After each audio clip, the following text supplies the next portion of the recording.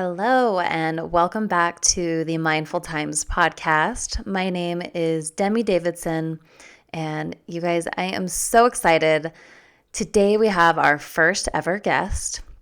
Her name is Michele Taylor, and she is actually my mother, and she's also a huge part of my own sobriety journey. She's my accountability partner, and she's just overall a badass woman that I'm super excited to introduce you guys to. And in this episode, we talk about her need for adrenaline, her spiritual connection with nature, how she got sober, and so much more. So let's get into it. So I'm super excited, you guys. This is my mom, and today we are just going to kind of talk a little bit about her story. And basically, we had both been struggling with alcohol and trying to get sober for a while. And most of you know, for me, it was a lot of trying and failing before it finally stuck. But my mom was also trying to get sober at the same time, and we were just kind of helping each other out. I feel like our relationship has become so much better since we both got sober. It's just been awesome, since the beginning, kind of bouncing ideas off of each other and kind of helping each other along the journey. But you've been sober for how long now? Since June 3rd of 2018. A year and a half, a little over a year and a half. Year and a half, yeah. So you were quite a ways before me, but yeah. So you have such an interesting and pretty crazy story. So I really wanted to get you on here to kind of share that with us. Maybe just go into telling us a little bit about yourself. Well, I'm originally from Salt Lake City, Utah, which you are there now. I now live in California, so naturally I am drawn to the mountains. I love to hike and bike. Nature is a big part of who I am and what feeds me, especially now that I'm sober. You've been doing like a ton of hiking lately. Well, I had a knee replacement, which slowed me down for a couple years, so I'm back on track. Jay and I are actually getting ready for a big backpacking trip in the Sierras in September, so it'll give us something to look forward to. That's been part of my journey too, as I've always been searching or seeking adrenaline, a big adrenaline rush. So it makes sense that drinking was a part of that whole scene. Yep, exactly. I used to race mountain bikes. I rode motorcycles with my dad out in the Nevada desert. I spent most of my childhood in Lake Powell in Utah. So adventure and nature were always in the mix. Always looking for the bigger, better rush. Yeah, exactly. So when do you feel like you first started to notice that you maybe had a problem or an unhealthy relationship with alcohol? Well, I started drinking really early. Being in Utah, we were raised strict, high moral standards, and I wanted to explore. And we could actually drive to Wyoming when we were 18, and so we started doing that because we could get alcohol and just, became the cool kids club back in the day. Yeah. And it just began from there. It began with being social and fun and having drinks with friends and good times. And then it led to good meals. And then after a big hike or a big bike ride, it was always finish it off with a beer. And then it was a progression. After the beer, it became wine. And after a bottle of wine, it was a few pounds later. And as I got older, I gained a bunch of weight. And so then at that point, I decided that vodka would be better because it had less calories. And you know how that goes from there. Yeah. And it's funny how we can justify anything. Oh, for sure. So that's when I realized, it wasn't just all a good time, and my blackouts became more frequent and my pain and anger were showing up. I started hurting the people that I love Mm-hmm. And I knew that it wasn't good. In fact, I just went to lunch with my husband and they were serving unlimited mimosas and bottomless mimosas. And he looked at me and he said, I don't miss those days at all. And it's like, oh my gosh, he just put up with so much craziness. It's like a ticking time bomb. Like Right. especially, being out with friends and stuff and the bottomless mimosas and endless amount of drinks, like you almost just know that it's going to end up bad. It's just a matter of when is it going to happen, you Oh, know? and when it starts at 11 o'clock in the morning, then it just continues all day. And then by 9 o'clock at night, you're deep in, and that's when the trouble starts. Yep. So once you decided that you or realized that you had an issue and wanted to, did you decide to just quit right away or did you try different things? Well, let me back up a little bit. I did drink every single day, Okay. and in my mind, I didn't think that I had a serious problem because I was still doing amazing things. I would go hike up to 14,000 feet. I would teach mountain bike classes. I would do all these things super hungover. And in my mind, I can't be that bad if I can still do all those things. But the more every year, the more weight creeped on, and I was feeding the hangover with greasy burgers or whatever would make me feel better. Yeah. And I definitely um, have always been fit, always been doing extreme stuff, and so it the weight and the bloated and the being miserable just didn't match. It didn't match what I was doing. Exactly. It's Um, so it's so funny.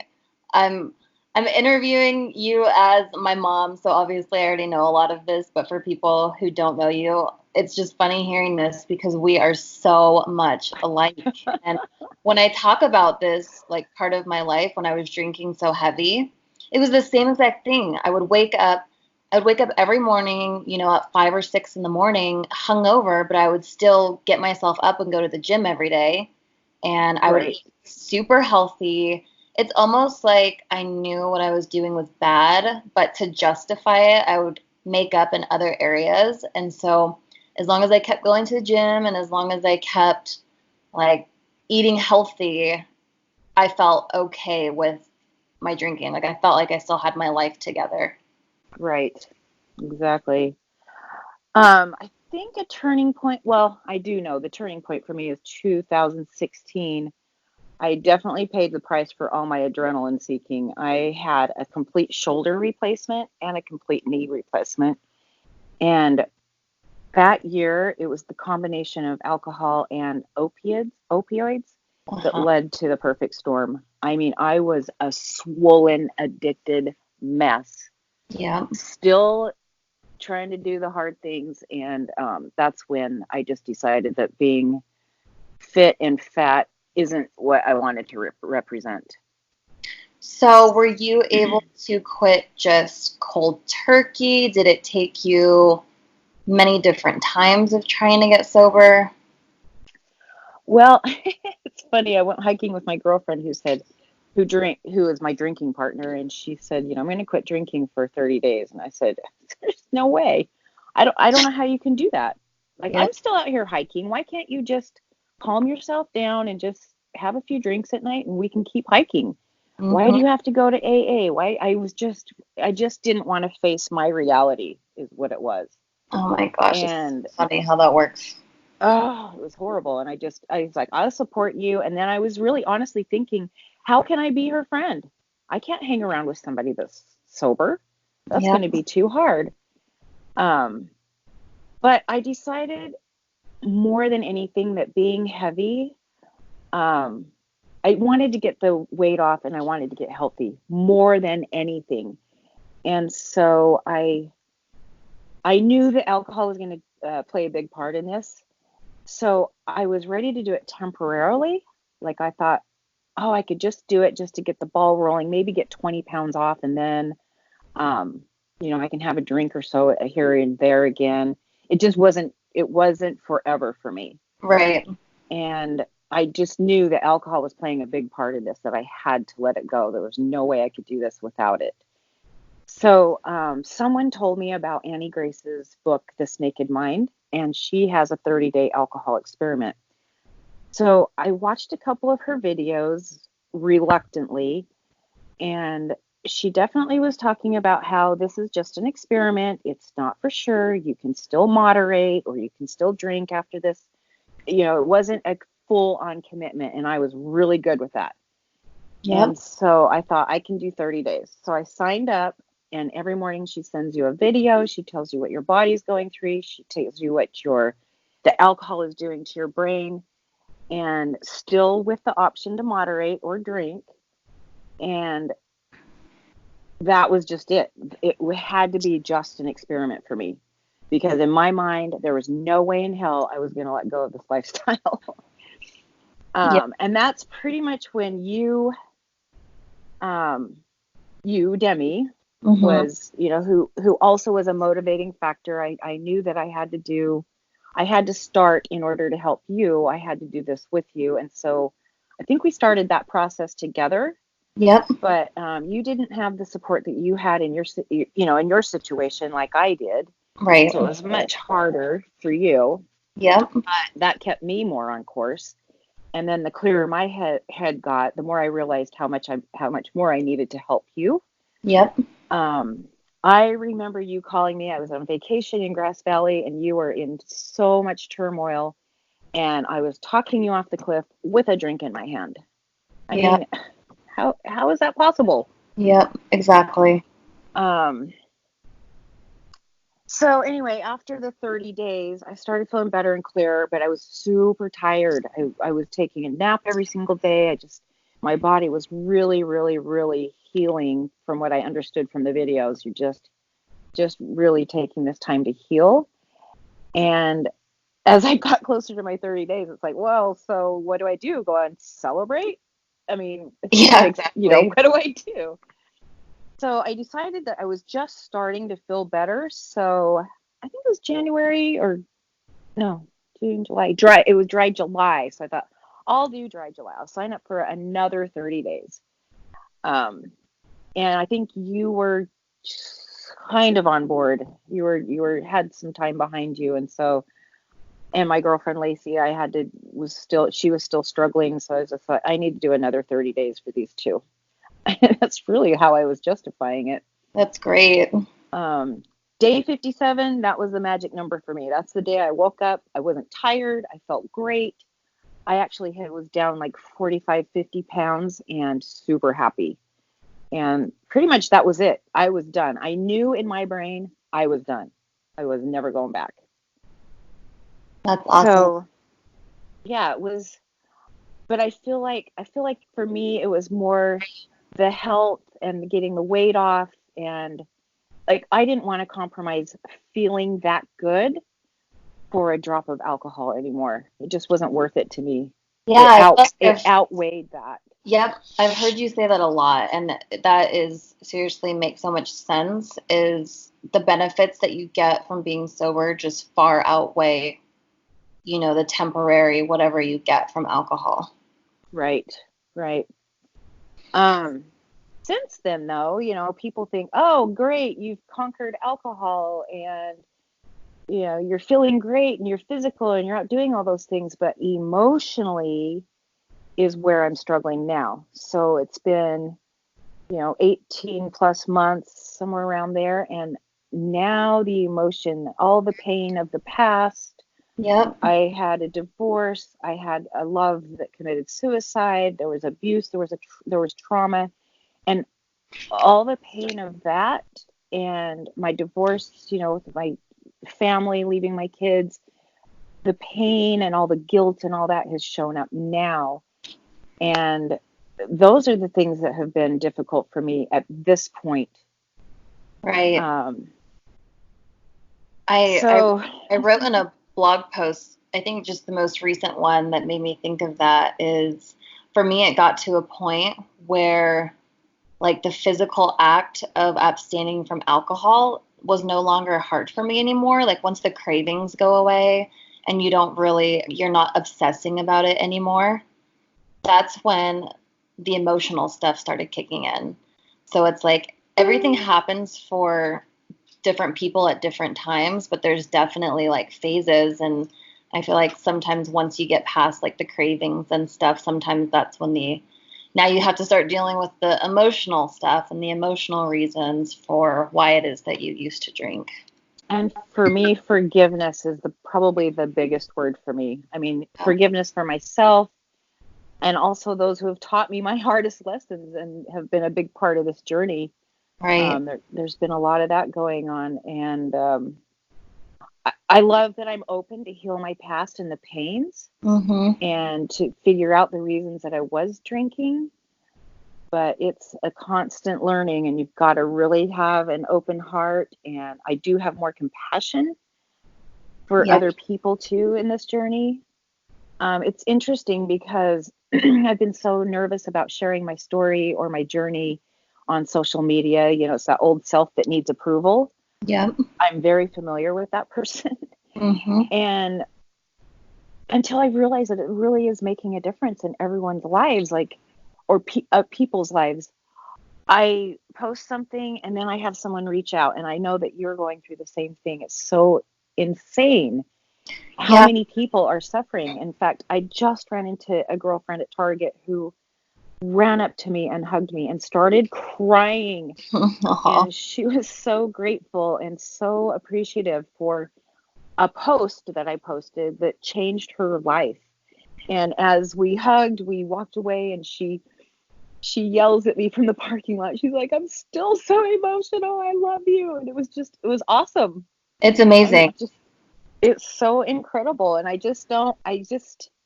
that's what it's about. It's helping people break the emotional chains of their past, our past, helping each other with no judgment, only love. I mean, how many times have we started and stopped? And Exactly. we just need to love each other and get through this.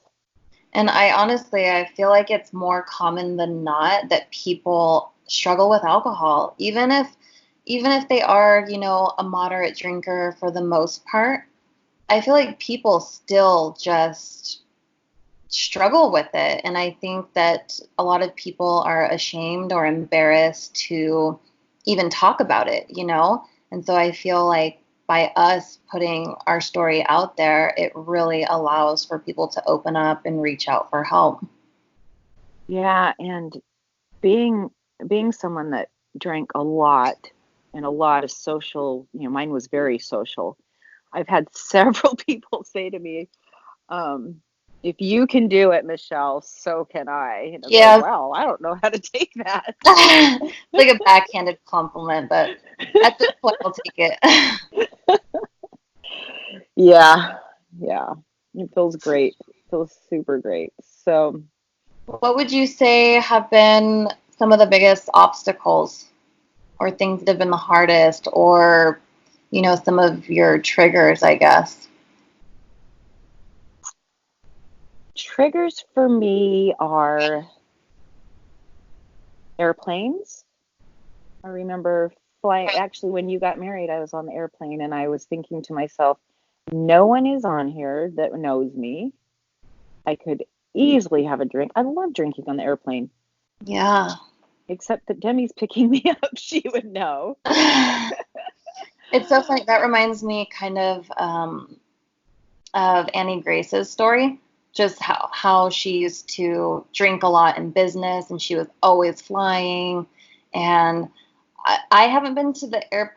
I haven't been to the airport much since being sober, but that would definitely be one for me, just because when I used to travel before, it was like I used to drink every I'm time. on vacation. Yeah, exactly. It was, yeah. And it's just so available. You can get drinks at the airport any time of day, and then also on the airplanes. Right. We do a lot of group rides. It's a group of us that used to always ride to breakfast and get mimosas and then hit bar hop on the way home. And so that's a trigger for me also. It's like, oh, I just want to stop and grab a beer while we're out riding. That's a trigger. My girlfriend and I did an open house one day, and we left there, and normally it would be like, let's just go grab a bottle, a glass of Yeah. wine, which then turns into a bottle Yeah, exactly. on our way home. And it's like, no, I guess we're just going to go home. Let's go play some bocce ball and drink some LaCroix. I mean, it's just, life is different.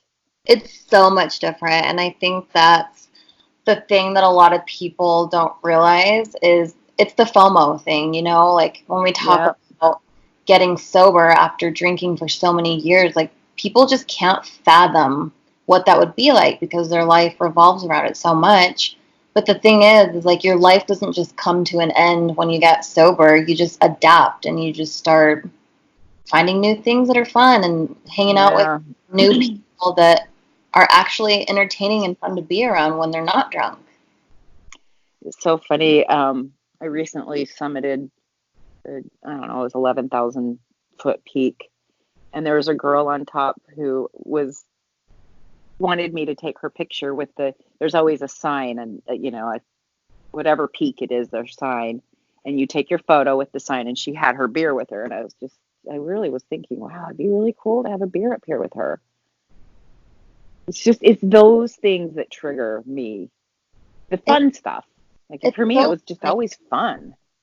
Don't you feel like that's just more of a habit though? Because when I think of it, I have the same exact thing. There are so many times where it's like a habit to where I start to think, oh, it would be really nice if I could just have a drink right now. But then Yes. think about climbing back down that mountain, after having a beer or two and how actually crappy you feel.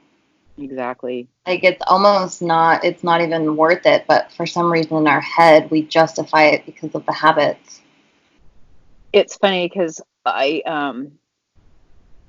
definitely moved into more of a spiritual path since all this. Yeah. Like you've said to me spiritually, like, where are you at? I know that nature feeds me spiritually. Yeah. I'm definitely closest to God or whatever infinite wisdom or whatever is out there in the wild. That's where I really come. I can come to a place of gratitude when I'm out there. I can say thank you for the trees or all the things in my life that are great. And I'm also in gratitude for the future that I get to create now. I mean, waking up clear and not having a hangover is the best thing ever. I love getting up early. In fact, I've been following, I don't know if you've heard of Dr. Joe Dispenza. I've Yeah, been that following is something. him. Yeah, that's And something I actually wanted you to touch on a little bit more, just because I think that a lot of people in the sobriety community could really benefit from kind of hearing some of the stuff he has to say. And obviously, it's not going to be for everybody, but I think that it's interesting because you did not go the AA route, I which didn't. is like heavily based around the higher power, which we know shuts a lot of people down and turns a lot of people away and discourages them just by using those terms. So I like how you talk about your higher power more so being nature. But Dr. Joe Dispenza, like you and I have been sharing his stuff back and forth for a while and really getting more in tune with our spirituality and the meditation side of it. And I know that you've been having a lot of like aha moments with his meditations. And so I'd like for you to talk a little bit about it if you don't mind. If it doesn't relate totally to sobriety, that's okay too. But I think that they do end up going hand in hand. Well, it's not necessarily just with sobriety, but when you're dealing with your past pains, obviously we drink heavily to cover up emotions or traumas or things that have happened in our lives. I mean, it just always shows up. Exactly. For me, I thought it was just fun, but when now that I've gotten into the work and into really, deep thought about all this stuff, that I really had some trauma that I have just not dealt with. I've shoved under the rug. I hid behind the alcohol. And so I read his book. Oh, I just went blank. Breaking the habit of being yourself. Yes, that is it. Yes. And basically, it's like, wait, I want to be by myself. I don't want to be a new person. My brain. So I'm very analytical in one part, but I'm very trusting in another part of myself. So I love this stuff, but I still go, this is a bunch of crap. I don't believe this is happening. So I battle that in my head. But what has happened is his book made so much sense to me. And I have always tried to meditate. I had a boyfriend that tried to meditate, and he'd be like, just listen to the quiet. And it's like, there's too much shit in my head. I can't, nothing's quiet. I'm I the don't know same. what you're talking about. I can't do this. And I've tried guided meditations, and it's just like, none of this works. I can't do it. I'm too ADD. I'm hyper. Think about all this shit I got to do in the day, and I just can't do it. With Joe's guided meditations, he actually, like he says, guide you through it. He wants you present, so you can't fall asleep. So I actually have to really think about what he's saying. It's so much easier for me for some reason. And I work a 9-to-5 job, but I go in from 5 to 2. And the only quiet time in my household would be before I go to work. So fortunately, unfortunately, however you want to look at, 3 a.m. is the magic number for me. And I thought, how am I going to do this? There's Hey, no way. I heard that's a really good time for spiritual work. Well, I just saw another video from Aaron Doherty saying that it's when the earth, everybody's quiet, everybody's sleeping, all the energy is quiet. Yep. And that makes so much sense to me. It gives So, you a and clear. I used to get up at 3 a.m. to take Advil because my Yep. head was pounding. So why not get Exactly. up and have some still time? And I have not missed, I've not been tired, I haven't missed my sleep. I look forward to this hour every single day. I can't even tell you. And the things that are happening are so insane to me. I do feel like a new person, like it's changing my personality. You let you take those past traumas and you change them as life is today and create a new future you. And he walks you through the process, and then he gives you instructions when your old brain goes blah blah blah blah blah, this is my story.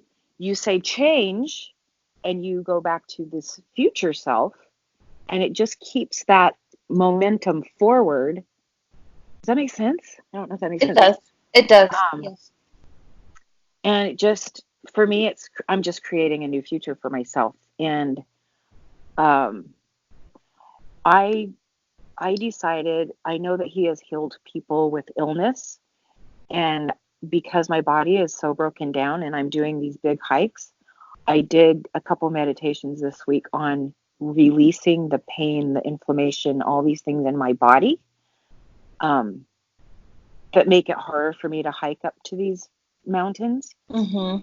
And we went on a big one yesterday in a lot of snow. We kept falling into our crotches, Yeah. really deep snow, and it was a really hard hike.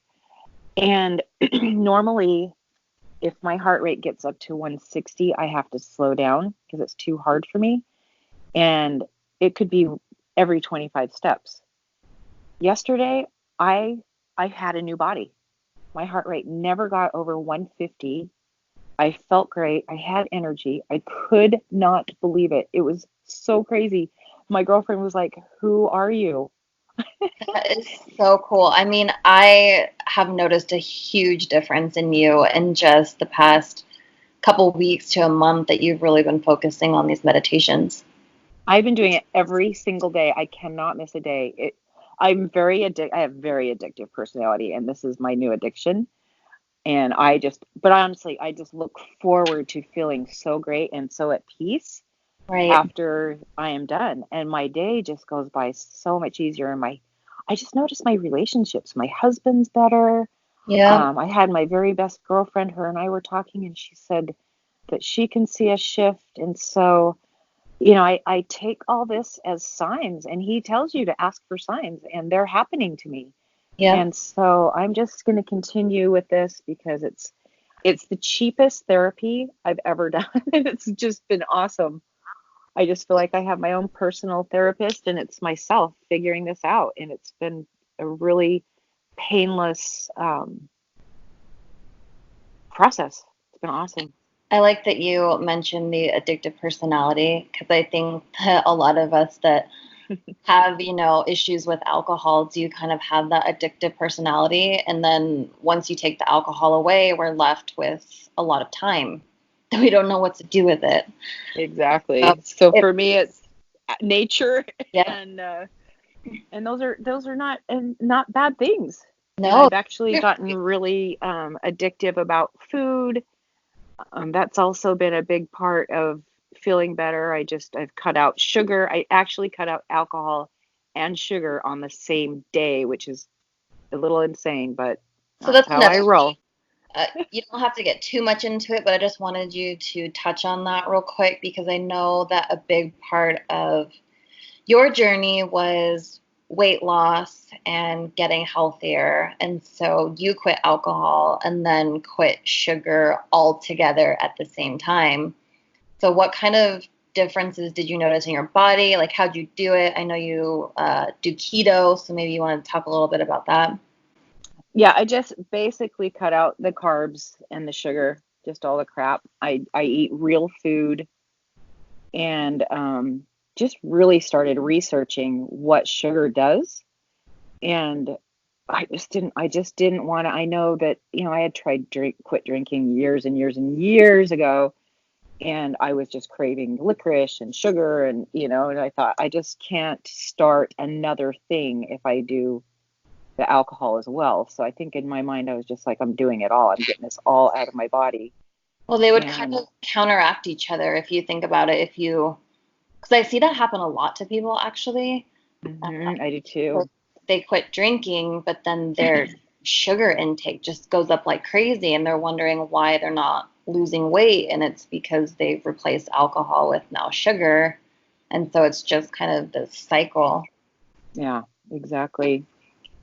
I mean, it's just I can't tell you about how good I feel. I actually went to the doctor. I had a full blood panel done, and my numbers couldn't be more healthy. For I'm 55 years old, and the doctor's never seen anyone so healthy for my age. It's just been life changing. And I've had people say, oh, this is just a fad. This is behind my back stuff that I've heard. And Yeah. how long is this gonna last? Oh, she's hanging by her fingernails, which that cracks me up. Yeah. Um, I'm just waiting for her to blow it. It's like, this is my choice. It's my lifestyle. It's my change, and I feel amazing. And I wouldn't change it for any drop of alcohol or sugar, for that matter. There I are mean, a ton of haters, I right? especially when you get sober. I mean, not even just getting sober, but say you get healthy and you change your diet around and you get in shape. Like, there's always haters, but you have to realize that those comments is coming from their own pain. Exactly. People Exactly. people don't like seeing somebody quit alcohol if they have a problem with alcohol themselves, you know? And I It's understand that. I said that yeah. with my girlfriend. It's like, I can't hang out with her. Because it forces us to take a look at our own habits. Exactly. The thing that I say to me during the day quite frequently when things like that show up is, am I focusing on things that are loving to me? Yep. Like, you have to make it be about you. I that's been a real hard one too. I've always felt selfish, but it's time for me to be loving to me. I've been loving. I can carry a bucket for everybody else in the world, but I never have for me. And this is my time. This is my time to heal. This is my time to forgive. And so, anything that shows up, it's like, is this being loving to me? And I think that's helped me a lot, because if it's not, be done with it. Not my circus, not my monkey. Well, if you think about that concept with consuming alcohol is not a loving act to ourselves. Not at all. And I think that when we poison our body like that for so long, we're no longer loving ourselves and loving our body, and that like transpires into other areas of our lives where it just lowers your self-esteem and your self-respect, and it all kind of intertwines together. Yep. Yep, definitely. Cool. So Annie Grace, Dr. Joe Dispenza, are there any other like books or podcasts specifically for sobriety that you have found helpful? I loved Craig Beck's book, Alcohol Lied to Me. Oh, I love that one too. I almost feel like his information was, in the way he delivered his message, was similar to Annie Grace, do you think? Yeah, exactly. Exactly. I think it's just the male version of Annie Grace. It's so funny when I have men reach out to me asking questions, about sobriety. I do too. I'll recommend Annie Grace still, but I always throw in Craig Beck just because they they're very similar in their approach, but he's just it's the man version, the male version. Exactly. But yeah, I love him too. Yeah. I listen to Annie's podcasts, and I have to be braggadocious, Demi. You are rocking your podcast, your Mindful Times podcast.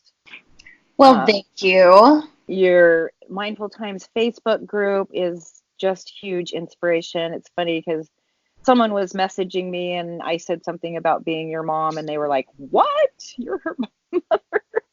And everybody's so proud of you, including Aww. me, and it's just awesome. And I just love seeing it grow. And so I'm on there probably more than anything because I just love to hear people's journeys, and new people are coming on that are struggling, and I saw one lady just said, I feel more support here than I have in any other group. Yeah. And so it's just a tight knit group. So those are pretty much all my Bibles of inspiration. I'm on, I listen to YouTube videos all day and podcasts all day, and just keep my mind full of all this positive, good information. That's the thing that I think is super important for people when they're getting sober, because I feel like we get to a point where we maybe feel like we're past it, we're no longer craving alcohol, we feel like we're good, but then randomly those cravings will sneak in. So I always tell people, like, you always have to be active, whether it's listening to podcasts or books or anything. Like, you have to be consuming that stuff every day. I absolutely agree. You never know. You go through life and someone will say something or do something and you get triggered. Yep. And then it's over. Then it's like, right now is when I would be having a drink. Yep. It's just having the tools in the toolbox, being prepared. Exactly. And that has happened to me recently as I've been going through this journey. So it's very much alive, and it's just keeping it at bay and having people like you to talk to and bounce things off of with is really great. Okay, so we're getting close to the end here, but I have a question for you. Okay. If you could describe sobriety in 3 words, what would they be? Just 3? Yes. I have an awesome story that you remember. I was texting you one day and I said, I really would like to have necklaces made with a word that would describe what sobriety feels like. Oh, and we both responded at the same exact time. Exact same time. I wrote, my word is free, and your text came in and said free, and we just couldn't believe it. So I would say free, freedom. We had necklaces made. I wear mine every single day. My necklace says free on it. And that's how I feel. I mean, my gosh, it was like the first time I didn't have to call an Uber to go to a restaurant was so free. My gosh, it's so nice, right? Yeah, I haven't purchased a Uber in this whole time. It's been awesome. Yeah, I think freedom is huge in sobriety. Yep. Self-worth, worthy would probably be my next one. I want to be worthy of an amazing life with my husband and children. Yeah, I love that. And present and loving to myself is another. And those are Beautiful. more words, but I love it. Okay, my last question for you. Is there anything else you feel that people need to know about addiction and recovery? I would say everyone's journey is different. Absolutely. And in our little support group, there's no judgment, there's only love. And if you mess up, you pick up the next day and you start over and look forward. Yep.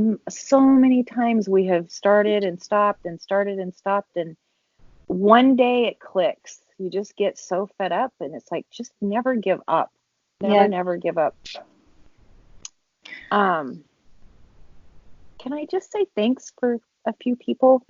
Yeah. I really want to give a big shout out to my husband Jay for putting up with all my craziness, because it's been a crazy few years for him. Oh, yes. What an awesome support he has been. And you, Demi, honestly, from the bottom of my heart, I'm so proud of you. Oh. I love how many people's lives you're changing and making such a difference. This makes all of this so worth it. It's Yep. just amazing. And I love that I can talk to you about it, and we're getting through this and just making a difference in people's lives. It's so inspiring, and it just feels so great. Well, that's I the love you. beauty of it. Thank I love you. you so much. I love you so much. And you're right. Like it can be such a long road and journey and struggle, and there's no reason for people to feel like they have to go through it alone. And Exactly. I know that in my own journey, there were times where I felt very alone and I felt like nobody understood what I was going through, and that's absolutely not true. Yeah. And so I think with the little community that we've created, it just proves that there are so many people out there that are going through the same thing, and you're not alone. There are a lot of us that are there for support and ready to do this together. I love that everyone has their different story. Mine's about adventure, adrenaline, and fun and craziness, and then other people have heavy, dark AA. It doesn't matter. It's just Yeah. so. I love hearing all the different aspects. Yeah. All right. Well, thank you. Get me all emotional. Right. Happy Sunday. Oh, I love it. Thank you so much for sharing your story, and I'm sure that we will have you on here again. Of course. Next time I'll have my makeup on and we can video. Okay. I I love you, love you. hon. Bye. Bye.